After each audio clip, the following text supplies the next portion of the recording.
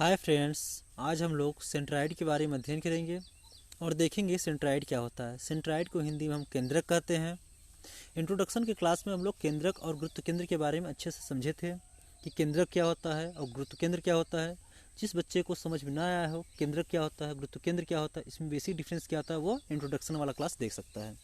तो सबसे पहले हम लोग केंद्रक के बारे में एक छोटा सा इंट्रोडक्शन लेते हैं और आगे चलते हैं कि कोई आकृति दिया रहता है उसका केंद्रक हम लोग कैसे ज्ञात करते हैं। तो सेंट्राइड क्या होता है हम लोग सेंट्राइड और सेंटर ऑफ ग्रेविटी में बेसिक डिफरेंस ये होता है कि जब कोई 2D फिगर दिया होता है उसके लिए हम लोग सेंट्राइड का यूज करते हैं, केंद्रक का यूज करते हैं, केंद्रक शब्द का यूज करते हैं। जब कोई 3D फिगर दिया होता है जहाँ पे कोई आयतन दिया रहता है और मास कंसिडर किया जाता है वहाँ पे हम लोग गुरुत्व केंद्र का ज्ञात करते हैं, सेंटर ऑफ ग्रेविटी निकालते हैं। चलिए सबसे पहले हम लोग समझते हैं कि सेंट्राइड क्या होता है। जब कोई आकृति, जब कोई 2D फिगर, कोई शेप जिसकी समस्त एरिया किसी एक बिंदु पे लाई करता है, एक बिंदु पे एग्जिस्ट करता है, उस पॉइंट को, उस आकृति का, उस शेप का सेंट्राइड कहते हैं या उस पॉइंट को उस आकृति का केंद्रक कहते हैं। शेप किसी भी तरीके का हो सकता है, अलग अलग शेप का अलग अलग गुरुत्व केंद्र होता है। एक शेप का ओरिएंटेशन चेंज करने से उसका गुरुत्व केंद्र में कोई चेंजिंग नहीं होता है। इट मीन्स अगर आप किसी भी शेप का ओरिएंटेशन चेंज कर देते हैं, एक पोजीशन से दूसरे पोजीशन पर ले जाते हैं, तो उसके केंद्रक में कोई भी चेंजिंग नहीं होता है, कोई भी चेंज नहीं होता है। चलिए हम लोग कुछ आकृति को देखते हैं और उसके गुरुत्व केंद्र को याद करते हैं कि उसके सेंटर ऑफ ग्रेविटी और सेंट्राइड कहाँ पर लाई करता है। हम लोग पिछले क्लास में सेंटर ऑफ ग्रेविटी के बारे में देखे थे कि कोई फिगर दिया हुआ है उसके सेंटर ऑफ ग्रेविटी कहाँ पर लाई करता है। आज हम लोग सेंट्राइड के बारे में देखेंगे, कोई आकृति दिया है, कोई शेप दिया है, उसके सेंट्राइड कहाँ पर लाई करता है। चलिए एक एक करके कुछ देखते हैं। आपके बुक में सेंटर ऑफ ग्रेविटी और सेंट्राइड को निकालने के लिए 3 मेथड दिए हैं। उसमें से मोमेंट एरिया मेथड बहुत ही प्रचलित मेथड होता है, उसका हम जो लोग जनरली यूज करते हैं।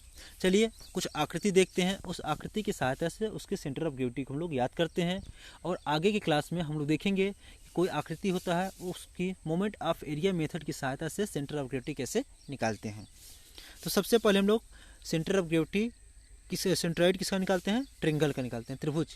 अगर त्रिभुज निमा कोई आकृति दिया रहता है उस आकृति का, उस शेप का हम लोग सेंट्राइड कैसे ज्ञात करते हैं, वो मोमेंट एरिया मेथड से ज्ञात करते हैं। आज हम लोग केवल फार्मूले को लर्न करेंगे और देखेंगे कि उसके गुरुत्व केंद्र और सेंट्राइड कहाँ पर लाई करता है। चलिए सबसे पहले हम लोग देखते हैं सेंट्राइड के बारे में। त्रिभुज की सेंट्राइड, त्रिभुज की 3 भुजाएं होती हैं, तीनों भुजाओं से होते हुए एक माध्यिका खींचते हैं।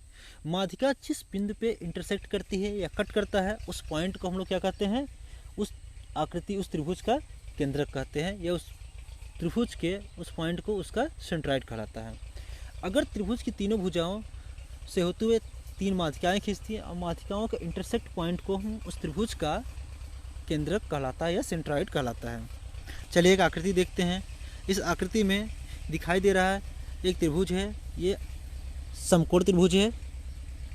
इस त्रिभुज के हाइट h है, बेस b है। त्रिभुज की जो हाइट h होता है वो बेस से h/3 डिस्टेंस पे या ऊंचाई के 1/3 भाग पे होता है। इसी तरीके से बेस के 1/3 भाग पे होता है। दूसरे फिगर में देखते हैं, इस फिगर में यह त्रिभुज दिया है। इस त्रिभुज के भी गुरुत्व केंद्र क्या होता है, ऊंचाई पे जो हाइट होता है, हाइट के h/3 डिस्टेंस पे होता है और बेस के b/2 डिस्टेंस पे होता है। चलिए हम लोग आगे देखते हैं सेंट्राइड ऑफ ट्रायंगल। कोई भी रेक्टेंगल होता है, उस रेक्टेंगल का कोई भी समांतर चतुर्भुज होता है, समांतर चतुर्भुज का सेंट्राइड या केंद्रक कहाँ पर लाई करता है।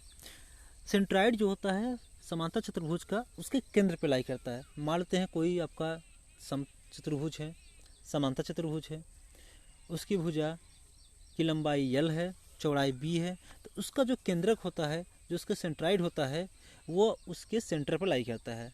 तो उसका सेंटर जो होता है लंबाई के आधे और ऊंचाई के आधे डिस्टेंस पे लाई करता है। चलिए आकृति में देख लेते हैं।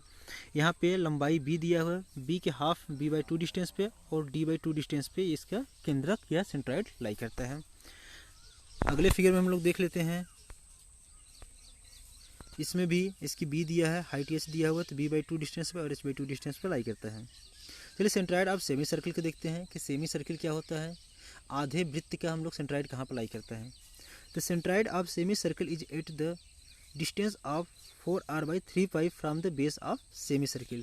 जो आपका सेमी सर्किल होता है, जो आधा वृत्त होता है, आधे वृत्त का जो बेस होता है उस बेस से जो उसकी रेडियस होती है, रेडियस जो वाई अक्ष डायरेक्शन में होता है, वाई अक्ष डायरेक्शन में 4r/3 डिस्टेंस पे, 3 पाई डिस्टेंस पे लाई करता है। चलिए फिगर में देखते हैं। ये आपका सेमी सर्किल दिया हुआ है, अर्धवृत्त दिया हुआ। इस अर्धवृत्त में जो इसका यक्ष अक्ष होता है, यक्ष अक्ष पे उसका केंद्रक पॉइंट x = 0 पे होता है और वाई अक्ष पे 4r/3 पाई डिस्टेंस पे होता है। दूसरे फिगर में देख रहे हैं, ये जो इसका पॉइंट CY दिया हुआ है, यहाँ पे केंद्रक लाई कर रहा है, इसकी सेंट्रॉइड यहाँ पर लाई करता है। इसी तरीके से centroid of quarter circle. Quarter circle मतलब क्या होता है, कोई सर्किल होता है, कोई वृत्त होता है, उसके 4 भागों में काट देते हैं। 4 भागों में से काटने के बाद कोई एक भाग लेते हैं, वह एक भाग क्या कहता है, क्वार्टर कहलाता है। तो जो क्वार्टर सर्किल होता है, क्वार्टर सर्किल का जो सेंट्रॉइड होता है वो x अक्ष पे 4r/3 पाई डिस्टेंस पे और y अक्ष पे 4r/3 डिस्टेंस पे लाई करता है। हम लोग देखे थे सेमी सर्किल में जो सेंट्रॉइड होता है वह x अक्ष पे 0 होता है, x बार पर 0 होता है, उसके केंद्रक पर लाई करता है, लेकिन y डिस्टेंस पे 4r/3 पाई डिस्टेंस पर लाई करता है। लेकिन जो क्वार्टर सर्किल होता है उसका सेंट्रॉइड जो होता है x अक्ष के साथ 4r/3 पाई डिस्टेंस पे होता है और y अक्ष के साथ 4r/3 डिस्टेंस पे होता है। इसको हम लोग निकालने के लिए सबसे पहले हम लोग एक कोऑर्डिनेट खींचते हैं, x अक्ष ड्रा करते हैं, y अक्ष ड्रा करते हैं। इस x अक्ष और y अक्ष ड्रा करने के बाद हम लोग ज्ञात करते हैं कि x बार बराबर 4r/3 पाई और y बार बराबर 4r/3 पाई होता है। अब चलिए कुछ हम लोग ऐसे करके बहुत सारे फिगर दिए होते हैं, हम लोग एक एक करके समझते हैं और हम लोग चार्ट नुमा देखते हैं और चार्ट में देखते हैं कि इसकी एरिया क्या होती है और उसके सेंट्रॉइड x बार पे कितनी दूरी पर लाई करता है और y बार पे कितनी दूरी पे लाई करता है। हम लोग रेक्टेंगल को देख चुके हैं, चतुर्भुज को देख चुके हैं। चतुर्भुज की जो होता है उसके केंद्रक लंबाई की आधी दूरी पे, ऊंचाई की आधी दूरी पर लाई करता है। इसी तरीके से त्रिभुज होता है, त्रिभुज की जो केंद्रक होता है वो ऊंचाई के 1/3 भाग पे और बेस के 1/3 भाग पे लाई करता है। इसी तरीके से पैराबोला होता है, पैराबोलिक जो स्क्वायरल होता है इसका जो होता है एरिया होता है BH/3 होता है। ये C डिस्टेंस पे, जो ये C डिस्टेंस होता है, C डिस्टेंस पे B/4 डिस्टेंस पर लाई करता है। इसी तरीके से क्यूबिक स्पेंड्रल होता है, इसमें भी क्या होता है वो B/5 डिस्टेंस पर लाई करता है, इसकी एरिया तो BH/4। इस तरीके का शेप आपको जनरली देखने को एग्जाम में नहीं मिलता है, लेकिन अगर कब बाई चांस आपके एग्जाम में पूछ दिया जाए तो आप इसको याद करे रहेंगे और उसके सेंट्रॉइड आसानी से निकाल लेंगे। चलिए कुछ और आकृति को देखते हैं, कुछ आकृति दिए हुए हैं, इसमें आकृति को देखते हैं। पहला क्या है, आर्क सेगमेंट दिया है। हम मान लेते हैं कोई त्रिभुज होता है या कोई वृत्त होता है, उस वृत्त में कोई एंगल 2α एंगल पे या 3α एंगल पे या अल्फा एंगल पे कोई सेगमेंट काटते हैं, छोटा सा भाग काटते हैं। उस छोटा सा भाग काटने के बाद वो कितनी दूरी पे, x अक्ष पे कितनी दूरी पे और y अक्ष पे कितनी दूरी पे वो उसके सेंट्रॉइड लाई करता है। तो x अक्ष पे y बार इक्वल टू 0 होता है, यहाँ पे x बार इक्वल टू क्या होता है r sin अल्फा दूरी पे लाई करता है। जो आपका रेडियस मान लेते हैं सेगमेंट का रेडियस r है, उस रेडियस r पे, r डिस्टेंस पे, उस रेडियस के r के r डिस्टेंस पे x बार बराबर r sin अल्फा डिस्टेंस पे ये लाई करता है। इसी तरीके से क्वार्टर सर्किल के बारे में हम लोग देख लिए थे। क्वार्टर सर्किल में क्या होता है, x बराबर 4r/3 पाई होता है और y बार बराबर क्या होता है 4/3 पाई होता है। सॉरी, ये हम लोग देखे थे पिछली बार सेमी सर्किल के बारे में देखे थे। यहाँ पे circular arc, semi circular arc है। आर्क और सेमी सर्कल में बहुत ज़्यादा डिफरेंस होता है, आप इस चीज़ को हमेशा ध्यान रखिएगा। जो सेमी सर्किल आर्क होता है और सेमी सर्किल होता है उनके सेंटर ऑफ ग्रेविटी दोनों अलग अलग जगह पर लाई करते हैं।